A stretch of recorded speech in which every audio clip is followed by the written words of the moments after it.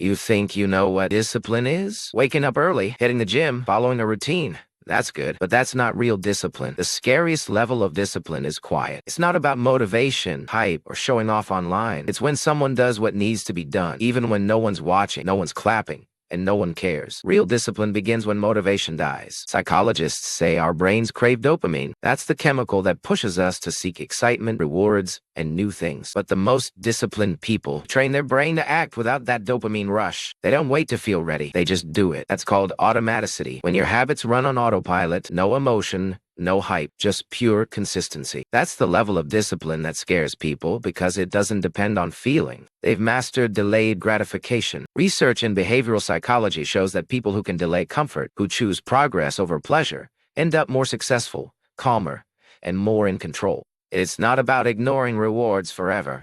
It's about training your brain to say, not now, later. When you can do that, you don't just control your schedule, you control yourself. That's real power.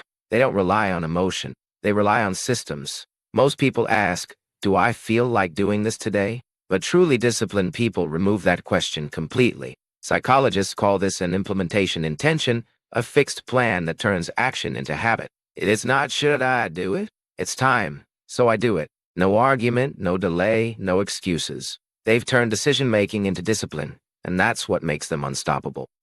They stay silent, but their results speak. You won't see them posting about how hard they're grinding because they know something. When you talk too much about your goals, your brain tricks you into feeling like you've already achieved them, so they move in silence. They don't announce, they execute. And that quiet consistency, that's what makes their success look effortless later. Here's the truth. The scariest level of discipline isn't about controlling your time, it's about controlling your mind. When you no longer need motivation, when you can move even on bad days, you've reached a level most people will never understand. That's not discipline for show. That's discipline as identity. If this message connected with you, consider subscribing, not for motivation, but for transformation.